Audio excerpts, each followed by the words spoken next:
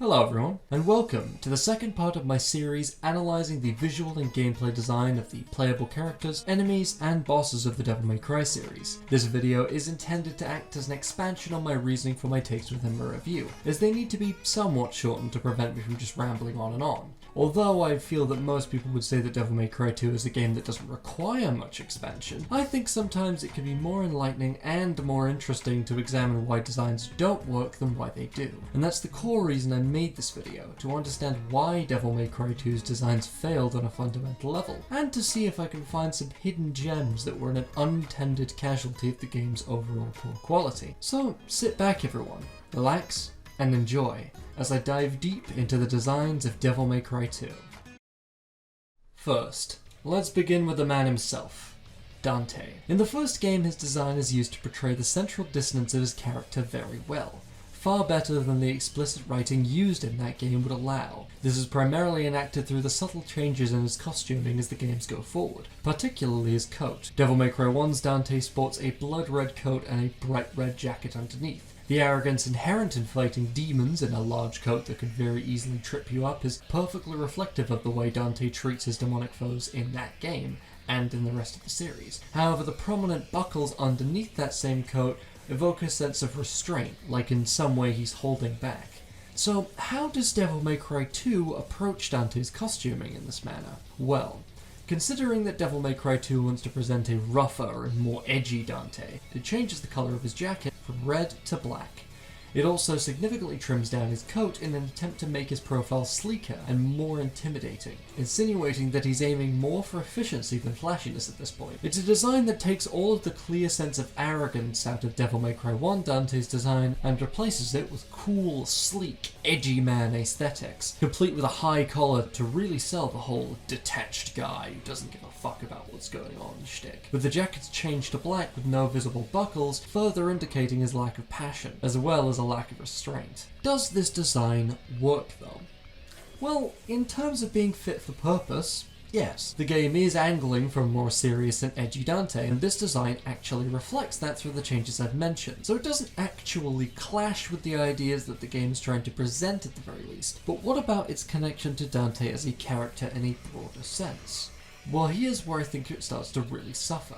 See, as mentioned in my Devilmaycry 2 review, the game was in production long before the actual character of Dante was even finalised, and so takes a completely different approach to his characterization that makes him incredibly reserved and self-serious. However, it does maintain some of Dante's earlier smugness, especially with how he actively mocks the main villain Arius, though these elements do feel somewhat added in post in order to bring his character at least somewhat remotely in line with Devilmaycry 1 Dante, and so feel completely dissonant with the rest of his personality in the game. Due to this fundamental difference, I can't really say that Dante's outfit in this game fits well as part of the broader evolution in character design he experiences throughout the series. Although one could certainly argue that duality theming is somewhat explored through the bright red of his coat contrasted with the coal black of the jacket, I don't personally think that's a strong enough argument to make this design coherent with the rest of the design's evolution in a broader sense, unless we argue that bro ran out to Spain one day and decided to have a midlife crisis randomly. In terms of his gameplay design, Devilmaycry 2 is not a particularly well designed game to begin with.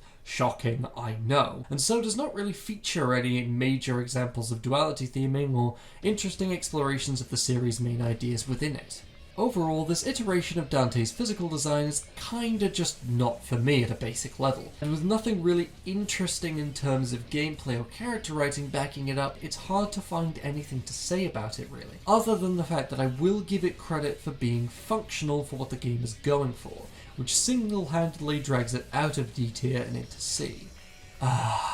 Lucia. Why did you have to be cursed to be in Devilmaycry 2? A character with a potentially incredibly interesting arc tied into the core concepts of Devilmaycry as a series. Potential that Devilmaycry 2 wastes with piss poor dialogue and a complete refusal to do anything with her character, despite giving her her own campaign. Her storyline within this game revolves around her assisting Dante in taking down the rich businessman Arius. However, along the way she discovers that she was originally a demonic puppet created by Arius the entire time. No, there isn't any setup for this because why would there be? She just gets told by Arius, who reveals an exact clone of her that acts as his secretary. And that's as far as explanation or expansion on that plot point goes, until her arc is resolved by Dante telling her that devils can't cry, and that must make her a human.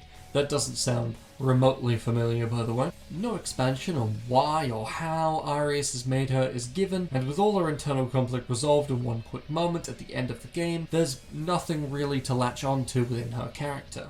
Which is an immense shame, as she honestly does have one of my favourite character designs within the entire series, and I do mean that. To begin with, her outfit and Devil Trigger perfectly match her role within the story as a protector and guardian of the land that Arius is trying to snatch control over. These ideas are demonstrated best through the heavy use of white and pale tones within her design, colours commonly associated with purity and holiness. However, her next most striking feature is her flowing red hair, which is commonly associated with the demonic, or with passion. This is a wonderful example of a character's design elements being used to hint at their true nature within the narrative. It also sets up a neat visual contrast between Dante and Lucia, as their most iconic and recognizable design elements deliberately contrast with each other. Yet another interesting design choice is the decision to primarily have her fight with knives, a sharp contrast to Dante's often bombastic arsenal. This decision, I believe, is one intentionally related to her character, as within her role as protector, she wishes to cause as little collateral damage as possible, and so ensures that she uses the most precise weaponry she can. Her Devil Trigger design is also one of my favourites in the series, as it leans away from the traditional big angry demon man design that both Virgil and Dante possess, and instead has a really fun and unique design that communicates her intended character through it, primarily through the prominent angelic wings that clearly set her apart from Dante's overtly demonic Devil Trigger, as well as the continuing idea of their colours being the inverse of each other. Here, we can see the only really interesting kernel of an idea that DMC2 has with the relationship between these two characters, as outside of this colour inversion within their designs, they have quite literally zero chemistry as characters within the game's story, especially with Devilmaycry 2's ending desperately trying to claim that they do. However, this deliberate playing around with the colour scheme of each character speaks to the character arc that Devilmaycry 2 was very clearly trying to bring to the table,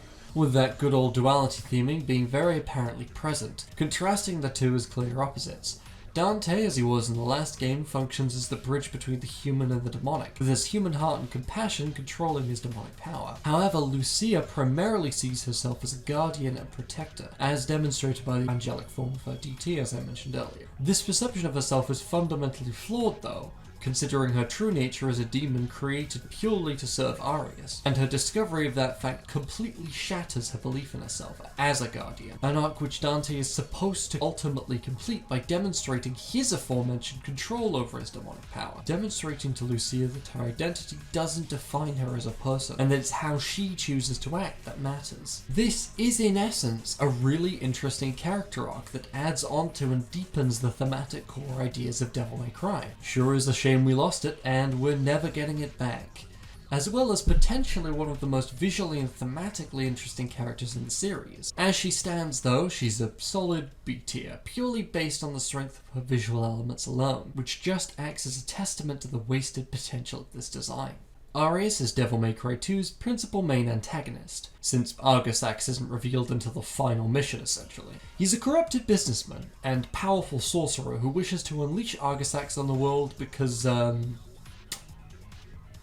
yeah, it's fun, I guess. He's the beginning of Devilmaycry, exploring the idea of a human losing their compassion and becoming obsessed with gaining the power of the demonic, a theoretically interesting inversion of the first game's exploration of the potential humanity that could be found within demons, further doubling down on the idea of this grey area in between DMC's moral binary. However, this is again wasted potential, as he doesn't get nearly enough screen time and doesn't have nearly enough screen presence to explore these intended elements effectively. Instead, he comes off more as a bumbling, melodramatic Power Rangers level goofy villain, who is enjoying more to watch in a so bad it's good sense than in any other way. Even the choice of his name speaks to the wasted potential that's found within this character, as he's named after a 3rd century bishop who rejected the idea that Jesus Christ was an eternal being and was executed as a heretic, a choice that has nothing remotely to do with his character but could if the game would focus on consolidating the ideas expressed within its deliberate design choices into the game's actual narrative. As for his physical design, it's again pretty perfect. His intended smugness and sense of superiority is communicated perfectly through the fucking king's cloak he has draped along his back, as well as the constant posing in his boss fights. Meanwhile, the overwhelming focus on white within his design, from his pale skin to his white suit, seems to be communicating this outward sense of purity and refinement, a facade he wants to project, while his demonic aspirations, represented by the red cloak on his back, remain hidden.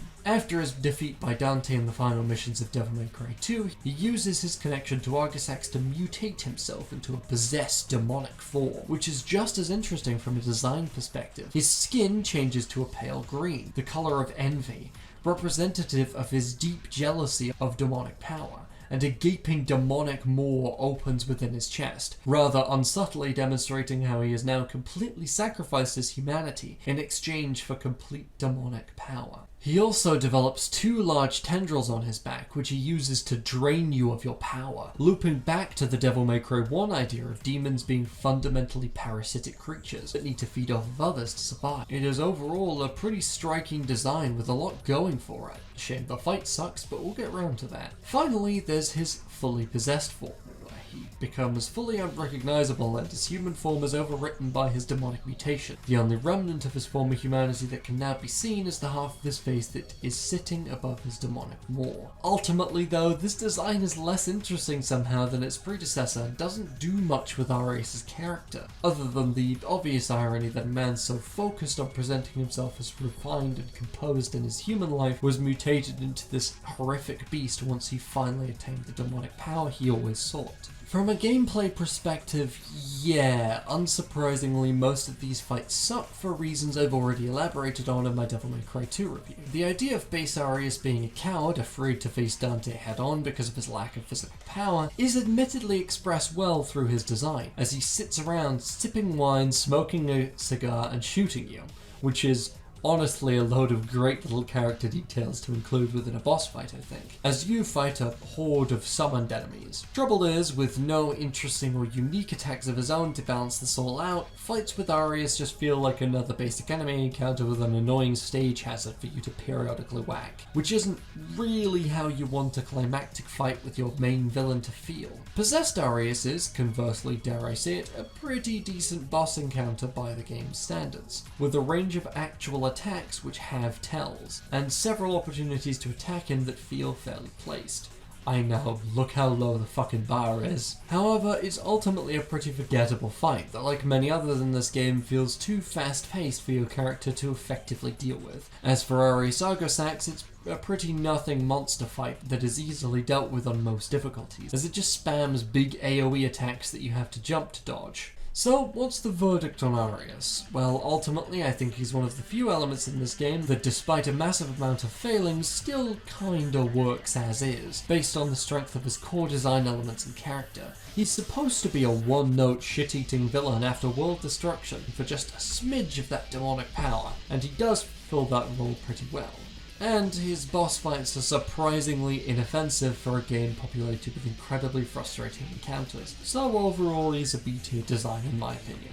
Now, if you thought criticism on this game's designs was surprisingly positive so far, here's where the problems start. The enemy designs. See, Devilmaycry 2 designs are the perfect example of how a rushed design process creates lackluster end results, as you can definitively tell that the character designs and some of the boss designs were finished first, and they just kind of threw together some enemy designs at the very end of the design process. There's this running theme within Devilmaycry 2 of human greed causing people to abandon their humanity in exchange for demonhood, and most of its halfway decent designs explore that idea in some way or another. However, they lacked one or more critical elements to make their designs fully cohesive. Msira are a perfect example of this. Within the game's lore, they're mutated humans, avatars of sin and greed that wildly destroy everything in their path. that's a fun enough concept for a basic enemy, right? So how well does it come across in their design? Well, they're not exactly awful. They just lack any sense of visual flair and don't seem to be actually attempting to execute on that concept at all, with the only callback to their humanity being the fact that they're named after monkeys, I guess? Like, nothing's really going on here. It's simple and basic beast design with no distinguishing features that communicate the ideas that this enemy is supposed to. Hell, enemy design 101 in my opinion is making it obvious what kind of capability the enemy has through their design. But this just doesn't. It's such a nothing design from every angle you look at it. But it gets worse. Another hallmark of a rushed design process is the repackaging and reuse of enemy designs in poorly conceived palette swaps, which add nothing to the original enemy. Where nearly every enemy in Devilmaycry 1 was unique, and what variations there were at least clearly differentiated in both looks and entirely unique attack patterns. The Msira, however, has 3 whole unique variations. The Homro Msira, which is just the Msira again but on fire and without a single fire-themed attack. Then there's the Gabum Msira, which has poison trailing from its mouth and is supposed to spit poison, but I don't think I've ever seen it do it. And finally the Jomothum Msira, which is from hell. That's it. It's the base Msira again, but from hell this time, with the only thing differentiating it from the rest being its slightly larger health bar. Well, I don't think I need to wax poetic about how lazy and clearly rushed these designs are, because they speak for themselves. It's just annoying again that these enemies did have potential to capitalize on the ideas that the game is going for, and just missed the mark by refusing to incorporate any unique or interesting design elements. And so land themselves in D for me. The Finis Demons, yet again, are another example of the immense wasted potential within this game's enemy roster. They have a pretty strong base design in my opinion, being the resurrected souls of human prisoners trapped in the torture devices used to kill them. That's metal as fuck, perfectly fitting with this game's edgy tone and works well with the running idea of humans being corrupted by demonic power. The game even gives them a decently strong introduction by DMC2 standards, with an actual cutscene based around them rather than them just appearing. My pet theory is that these were among the first enemy designs created for the game, and received the brunt of the designer's effort when it came to making fun and unique enemies to fight against. However, that classic problem comes back to haunt us once again, except even worse, because their variations don't really even have any visual difference, or supposed differing attack types like Msira do. They're all literally the same enemy with the same weapons and attacks, just slightly recolored to give the vague impression that they're different. And that's honestly just more laziness than I can excuse, even knowing the context of this game's development history. It's such a shame too, because imagine if they executed fully on this concept and created different versions based around different medieval torture devices, and how fun and varied that would make these designs. But nah, 3 of the exact same design for you, bucko. An A for the base design drops down to a B because of the other 2 variations. Mancers. Yeah, again, not much to say here. As I said in my review, these are just sort of 3 slightly recolored versions of the same dude in a big cloak with 1 unique elemental attack. They're supposed to be magicians, condemned to death by assumedly whatever equivalent of the church exists in this world, for engaging in witchcraft, an aspect you don't really get from their designs. Like, how are these guys meant to be demons exactly? Until doing research for this video, I just thought they were guys in big cloaks come to do magic at Dante, and they might as well be just that, as all they do is stand still and spam projectiles. Hell, they fail at a basic level because they don't even fit the typical JRPG elemental trinity of lightning, fire, and ice that the rest of this game is going for, with one of their variations being air-themed? Like, okay, there goes any kind of design consistency, I guess. I'm so glad the only thing that the Mancers demons can be unique at is being uniquely shit. D tier, Goatmen. Where Devilmaycry 1 felt like it was being creative and fun with its demon designs in order to make demons that truly felt unique and fitting within this universe, and mostly succeeded, you have Devilmaycry 2 just making goat people and calling it a day. Magical flying goat people calling on every hallmark imaginable for typical fantasy demon design. And that's fine in a sense, but in a series as wrapped in its own unique sense of style and fun as Devilmaycry, you gotta switch that up somehow. And unsurprisingly, Devilmaycry 2 just doesn't. So what you end up with is a big fantasy demon goat that shoots very typical fantasy demon goat magic at you, and it's fine. It's not the worst design on the roster, but god does it get old after 3 colour variations, and being slapped everywhere humanly possible. I honestly have more respect for designs that try to do something and end up failing in that design than aiming for a base level of passability and perfectly adequately hitting the mark. D tier. Golems are to me a deeply interesting enemy type. Partially because a much younger me enjoyed spamming them and looking at their cool ass sprites in my favourite 90s RTS. And also partially because they're tied to very interesting themes of humanity and how we see ourselves, due to their nature typically as human-made creations, a theme which I already mentioned that DMC is concerned with in my DMC 1 review, through how different enemy designs represent how both humans and devils in Devilmaycry view themselves. So, a golem design must have at least something positive for me to point out in its design, right? It must have something interesting going on visually or gameplay wise that I can talk about in this section, right? Well, look at the Savage Golem. Look at how the Savage Golem fights. I could talk about how it completely fails to execute on its concept of being a horrid arcane mishmash of blood, bones and animal entrails, or its pitiful lack of attacks, or its annoying ass regeneration gimmick, but no. My point is made. Below a D, somehow. As if one demon, based off a mythological creature that could have interesting connections to the idea that this game tries to present, but that has its visual and gameplay design butchered, wasn't enough, meet the Puia. A name not even the wiki fucking understands the basis of. It's obviously based off of the Greek harpies, horrid woman-slash-bird hybrids that were sent down by one of the Greek gods to punish the king Phineas for, across many differing versions of the story, basically fucking existing, by stealing or excreting on his food and chasing him to the four corners of the world. Do the Puia echo any of this in their design? Not really. Do they attempt to explore any of the themes of the series in a meaningful way? I guess if you count the idea of a human/demon hybrid, yeah, but again, nothing is really done with that. So, And are they at least fun to fight? No, they just hover above you and throw feathers down at you, so you have to, what a surprise, shoot them down with your guns. Yeah, this wasn't the brightest moment of the Devilmaycry 2 design team. D tier.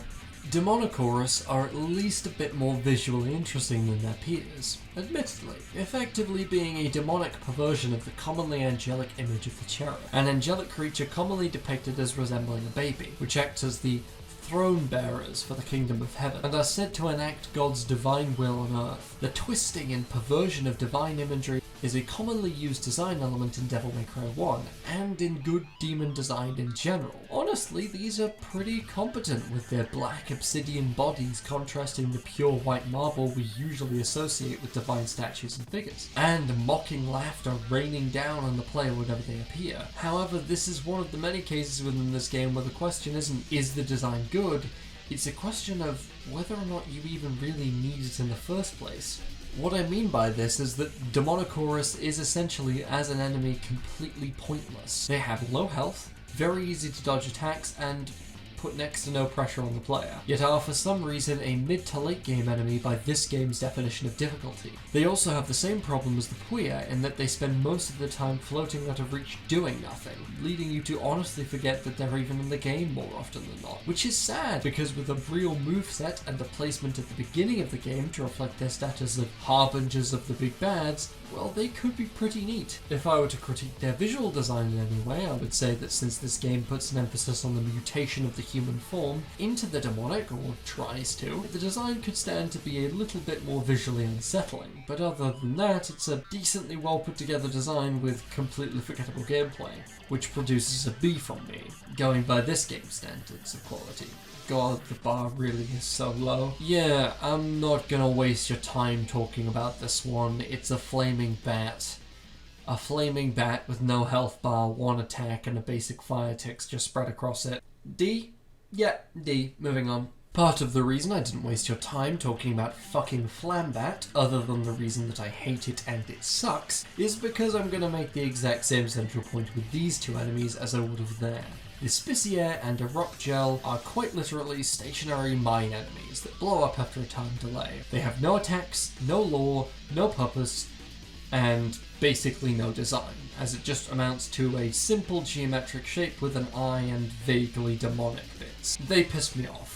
Partially because they're the physical incarnation of the rushed design process this game went through, and partially just because they're blatantly filler enemies, designed to fill the roster with something other than 50 million fucking Mancers. But they also piss me off because they represent the complete disconnect that this game has, not only with being a Devilmaycry game, but also with being inherently fun to play at all. Like, what makes a fella sit down one day and think, yes, in my character action game, I want a completely stationary enemy with 5 health bars, no attacks, and a self-destruct that takes away any desire to even deal with them away from the player. Like, this is an enemy they put in your path to block you so many times, but just forget that you can run past it, so it actively serves no purpose. Like, even factoring in the rush design process of the game, what level of incompetence led to this enemy making it past the beta design process? Just,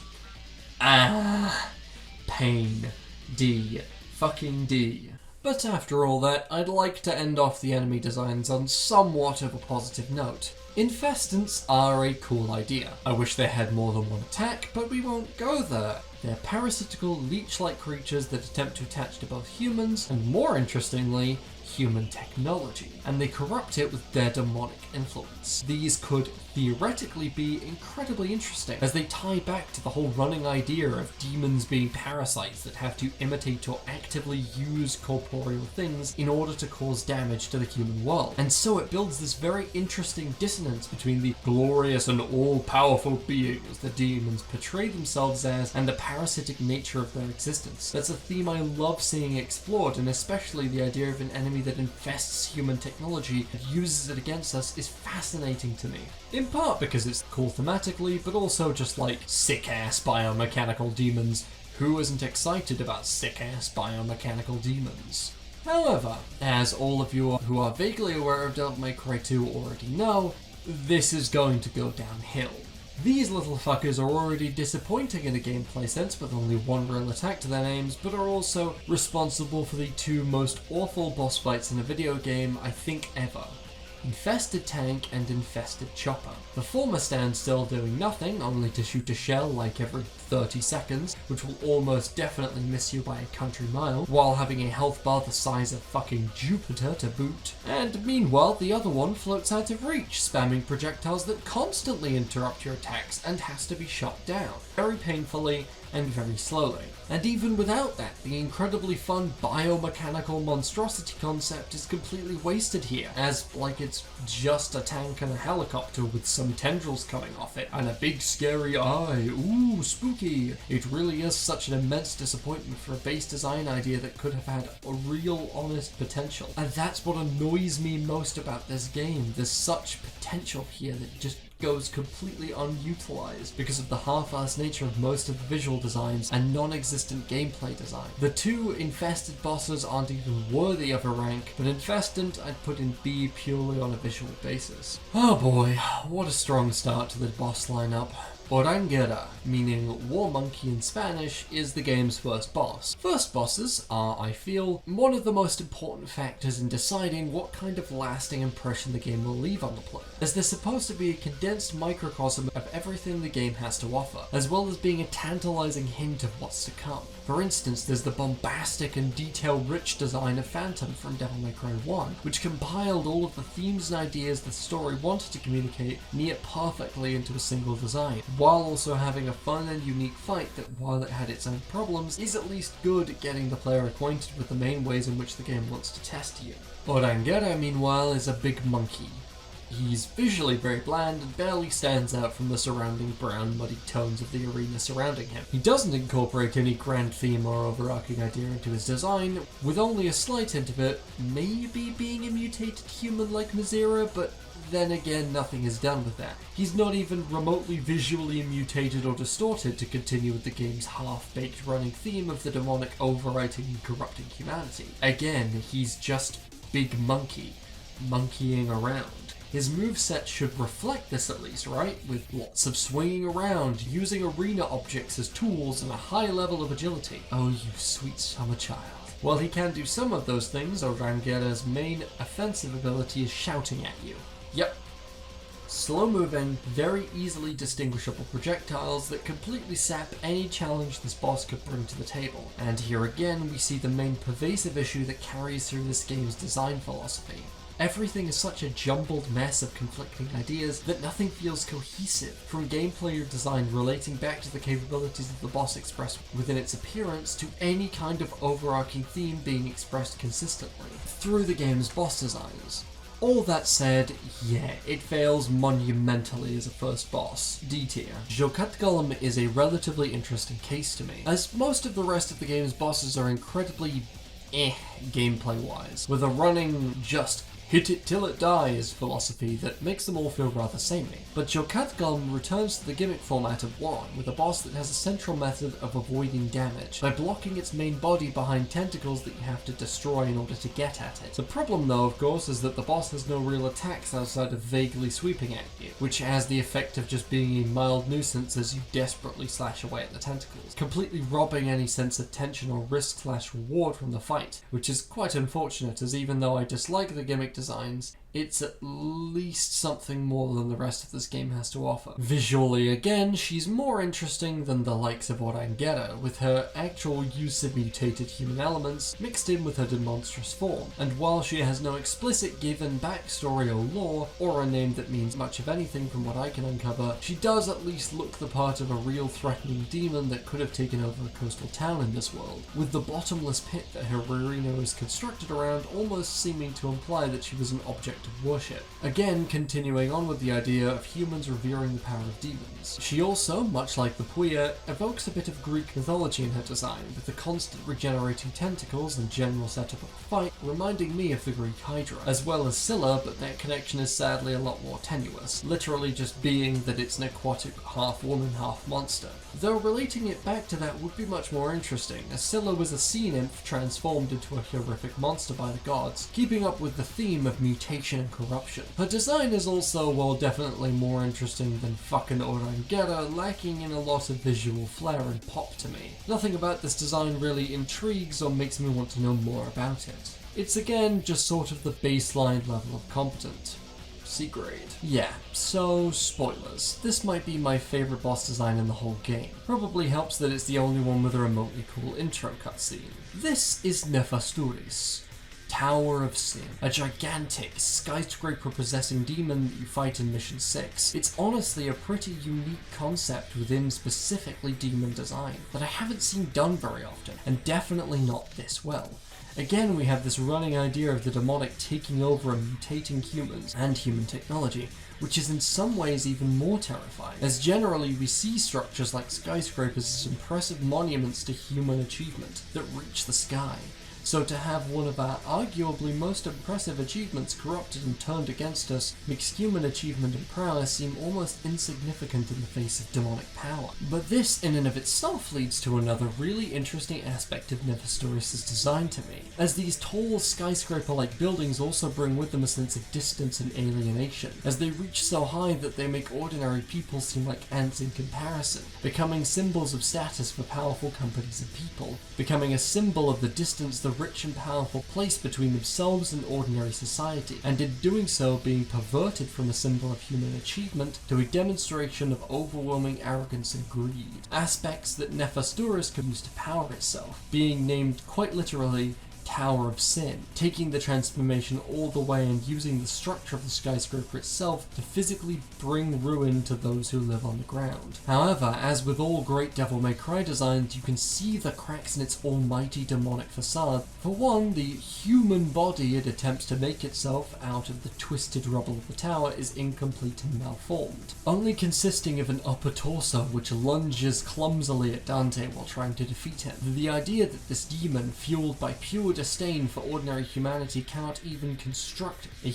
crude human body for itself is deeply fascinating to me, and is doubled down on by the clever little design elements such as the creature's open, gaping mouth, which reminds me specifically of a lamprey, a parasitic species of fish that burrows into its prey and drains their blood. Yeah, it's pretty obvious that when you dissect Nefasturris' design elements like that, it's going for ideas about wealth and status, and the arrogance that tends to come with them, which is echoed in DMC2's main villain, who also gains those same lamprey-like mouths in his possessed form. Its second form, where its malformed head detaches to continue to fight Dante even after the death of the body, adds to that even more for me, as again there's this clear symbolism here that the body of the demon is seen as secondary in terms of survival priority to its head. Honestly, it's so fun and fitting that I'm going to ignore the fact that the fight isn't the best. It's not quite rest of DMC too bad, mind you, but it's certainly not great, with large portions of your fight with him being based around fighting off his minions and dodging his various ranged attacks. Yeah, definitely he would be so much more interesting if the corrupted building parts were used to form some kind of fun spectacle boss, but it's DMC2, I'll take what I can get. In terms of Devilmaycry 2, an ass. You've seen Big Monkey, now get ready for Big Fish, the underwater boss. Oh, that wasn't enough? Guess what? It turns invisible, so you can't target it and have to flail wildly around, doing nothing for 5 minutes while fighting it, while it rotates between its two whole attacks. With a telegraph you can clearly see but can't avoid because remember, you're underwater, and in terms of visual design it's just a fish. It's got big eyes, evoking deep ocean species, which I guess in some sense continues on with this whole mutation theme, but that's tenuous as shit. And honestly, the sooner I stop talking about this thing, the happier I'll be. E tier. I'll be honest, I'm gonna be a bit of a hypocrite here. I quite like the Furiataurus. Yes, in many ways he's a very typical demon design, much like the goat man I already complained about, but at least in this case it's a cool, very typical demon design. He's a big fiery bull said to be possessed by the rage of the damned, keeping up with the ideas that the Finis Demons bring to the table, where deep-seated negative emotions like spite fuel a demon and allow them to manifest, and the design being a minotaur is actually building on the whole idea of humanity being mutated and changed by demonic influence. Again, it's not perfect, it feels so much more visually cohesive than the majority of the rest of the designs in this game, especially with how Arius has enslaved it to its whims, literally using the incarnation of the rage of wronged people as a soldier in his war. Interestingly, the entire design of Furiataurus is said to be based on the Brazen Bull, a Roman torture device allegedly used to execute early Christians. It was a bronze, bull-shaped oven that people were stuffed inside and slowly roasted alive, again effectively creating a link between Furiataurus and the torture device-inspired Finis Demons. I honestly really like these little design consistencies between minor enemies and bosses, and I wish it was more of a continuing trend within Devilmaycry 2, as it really helps the demons feel like a cohesive force, with demons being directly related in terms of what kind of emotions they take advantage of, and what kind of forms they take. In terms of gameplay, it's also decently interesting for Devilmaycry 2, as it releases a ring of fire around itself periodically to stop you standing still and wailing on it, forcing you to actually manage aggression, which is more than most Devilmaycry 2 gameplay designs require of the player, provided of course you don't just gun it down. And honestly, while in any other game this would be pretty basic and mid-design that would land off at a C, having any kind of design with any kind of well thought out element in this game restored my strength while writing this. B tier. Oh fuck, we're back. Back to just big animal. Wild that these tend to be the most boring and pointless bosses in this game too, huh? Noctpteran just hovers above you doing nothing while throwing grubs at you that stop you from shooting it to death, so your only saving grace in terms of getting through these awful bosses relatively quickly is stripped away. I guess there's an argument to be made that this design does in a sense continue the whole demonic mutation idea by having these normal animals be ridiculously large, but I don't think you or I can. There's really nothing to be said here. D tier. Bolverk makes me sad. I have a real soft spot for sick-ass fucking skeleton knights. Even if, like Bolverk, they're not the best designed if you look at it from an objective level. He's supposed to be this powerful demonic knight that Sparta defeated, resurrected by Arius to be used as a puppet in his plans. His name, Bolverk, is a reference to a human alias used by the Norse god Odin, and his spear may well be referencing Odin's spear Gungnir, as just like Gungnir, Bolverk's spear can elongate and twist its shape, much to my annoyance. And that's about it, other than the 2 white wolves he summoned, which I don't really have much to say about since there doesn't seem to be any real reason for them to exist other than, I don't know, it's cool. A running sentiment that can be applied to most of his design, honestly, as it really doesn't fit well with other enemies in this game visually or in terms of themes, in my opinion. If he was some sort of corrupted ancient knight, or a human figure of any kind, it'd work a lot more, but instead he's just some random-ass major demon that gets summoned by Arius and he's here to beat up Dante. He doesn't even have any dialogue or personality to make his appearances more memorable. He's just sort of there. Bolverk feels like yet another casualty in the split between the 2 directions this game was pulled in by its 2 directors during development, as he feels like he was designed for a game with a completely different set of ideas, themes, and influences, and was pulled into this one. Again, a massive shame, considering I do rather like the base concept behind his design. In terms of his actual fight, it's again rather frustrating, because I do see potential for something really interesting here. He has fast-paced and well-varied attacks, and a potentially really interesting moveset, with his spears constantly shifting length, forcing you to stay on edge. Unfortunately though, this boss, like all the others, must have one bullshit annoying mechanic, so this game is as unfun to play as possible. And in Bolverk's case, it's his wolves, which periodically jump around the room unpredictably, constantly interrupting you and drawing your attention away from Bolverk, who isn't really a boss you should divert attention away from. Additionally, his entire moveset feels far too fast-paced for Dante to effectively deal with, leaving you feeling like that in terms of fighting in melee, you just aren't really equipped to fight him. Overall though, I've definitely changed my mind on Bolverk after my initial review. He's one of the more interesting designs at first, but I think that's partially just my aforementioned skeleton knight bias playing up. And outside of that, he doesn't really feel like a cohesive part of the roster, with any design elements that feel in tune with the rest of the game. However, I do at least feel that his design inspirations went on to actively influence his moveset as a boss. So it's a beat from me. Color swapped repeat bosses, woo! Tartasrussian and Plutonian are fine. Baseline, fine. They excel at nothing and aren't exceedingly shit in any major way either. Their designs carry a lot of the same design elements as the Finis Demons, but no real connection is ever established between the two, as they are supposedly just some random captured demons imprisoned by Arius. Yet again, a theme that doesn't seem to mesh with the other design philosophies in the game. They do at least come across as prisoners, effectively through their design, through the use of the iron cage literally imprisoning their body, and their use of a ball and chain as weapons. So they are effective in that sense, but yet again they're visually just so boring to me. They lack any real flair of creativity within their designs. And that's moving us past the fact that the two are barely distinguishable from each other. The only design element I can see that's kind of going for something is the whole having 2 heads thing, which could be an interesting piece of duality theming if there were more elements in this design working in concept with it, but God knows there isn't. And once again, say it with me everyone, they feel completely separate from many of the other ideas this game has at least attempted to put forward, and feel completely uncohesive with the rest of the roster. Their fight would be cool in theory, with a surprising range of their ball and chains being able to deliver a fast-paced and interestingly differentiated set of attacks. Too bad they're only allowed like 2, which can easily be sidestepped. So you have this big imposing 2-headed giant with its big imposing cutscene that stomps into frame, and if you have any hope remaining for this game, you start to think, ooh, this might be fun. But because of the lack of emphasis placed on bosses living up to the hype this game gives them, or even really justifying them being bosses at all, this boss feels hugely underwhelming, on top of being arguably barely designed. C tier. Finally, we're back into the realm of designs where I have something remotely interesting to say.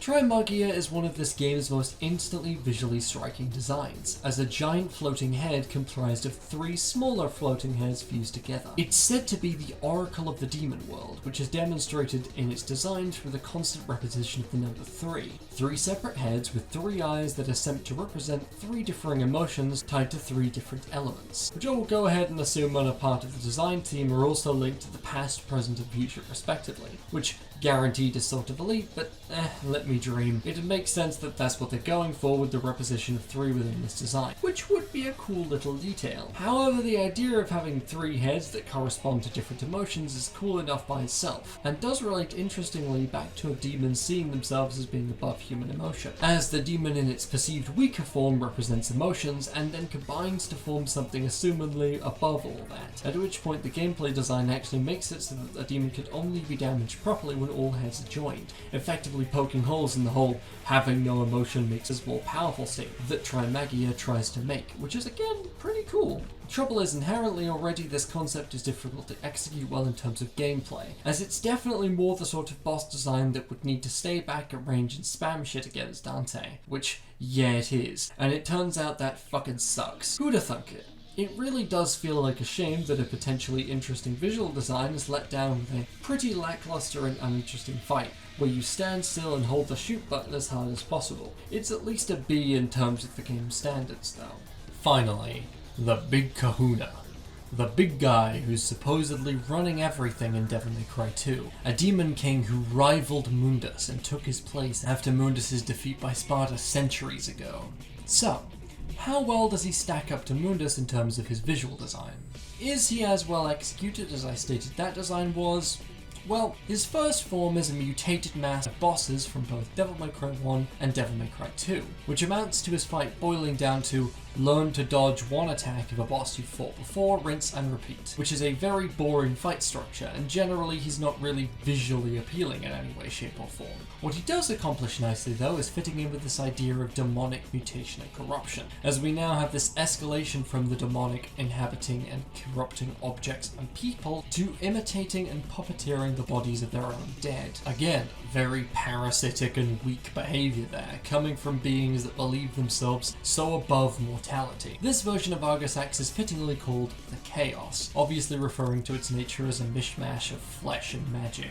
However, when you defeat it, that chaos peels away to reveal Argosax's true form, an androgynous humanoid creature made of flickering flame that doesn't even deign to interact with Dante before smiting him from the heavens. While individually this design isn't as memorable as that of its predecessor Mundus, I do see a lot of potentially interesting symbolism here. Throughout the game, Argosax is manipulating events and people to allow himself to manifest in the human world, a manifestation that takes the shape of a shambling mound of flesh, a world apart from his true, more elemental form, which yet again takes the form of a human, even deciding to change between both human sexes as it attacks, which in part acts as another little bit of divine symbolism, as angels in Christian theology are often argued to take a gendered form based on what their mission to Earth requires, but also demonstrates this deep running connection to humanity that demons ironically seem to attempt to outright deny, a point demonstrated excellently by the jumbled mass of his chaos form, the form he intends assumedly to manifest in within the human world, because here the blatant lack of humanity in exchange for pure power at the cost of any kind of aesthetic beauty seems to demonstrate that the human believes that mortality, or at least physical form, is imperfect and not powerful enough, which in turn draws a deep hypocrisy with the humanity present in his despair form.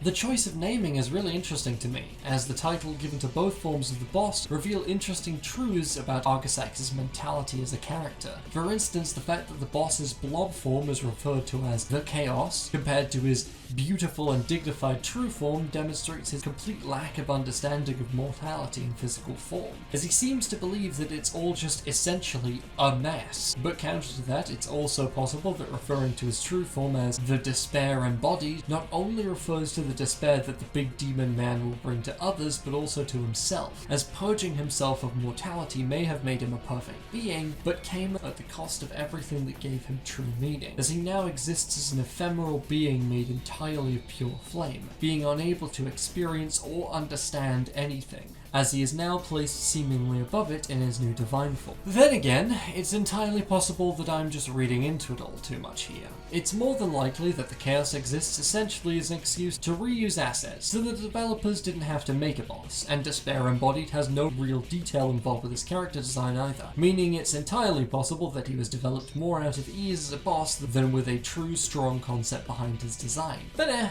I prefer analysing what I think I can see here and at least trying to huff copium about one of this game's sadly wasted designs than just spending an entire hour shitting on it in its entirety. As for his fight, I've already discussed it pretty extensively in my review already, so I won't over-elaborate here. It suffers from pretty one-note first phase, as I've mentioned before, in conjunction with a second phase that's far too fast-paced for the rest of the game, so it just feels miserable to fight, especially on higher difficulties. With all that said though, I'll hit my final huff of copium and place both of these designs as a package in A.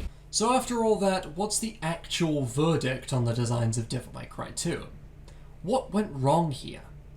Well, it's hardly news to anyone at this point that Devilmaycry 2 had a confused and difficult development process, with an entire vision for what the game was supposed to be being entirely scrapped and replaced. A version that likely would have largely run counter to the ideas and themes that Devilmaycry 1 presented, which makes it honestly, to me, pretty amazing and impressive that this game does actually contain some interesting exploration on the themes of what the series is going for in some of its designs. Despite its abject lack of quality on most fronts, it's definitely got something to add to the overall mythos and ideas of the series, and while tonally and lore-wise a lot of aspects don't fit, the whole idea of examining how humans in this world could be mutated and turned into demons, including their technology, is honestly really interesting, and a theme that Devilmaycry 3 will somewhat expand on, but not in the same way that this game did. Again, God, Capcom, please remake it already. In terms of why it sucks though, ignoring the split between directors and creative visions, the entire cast of designs just feels incredibly rushed and poorly conceived for the most part, with over 70% of this game's designs boiling down to essentially be just some form of filler to pad out a section of gameplay design, or a cool design that has no real links to anything the game is trying to talk about, which is an issue because it tends to fuck with the overall atmosphere and consistency of the game's design, and could cause deep cracks in the ideas and themes it wants to convey, which is why so many people are confused with what the fuck Devilmaycry 2 is even going for, because it itself doesn't know.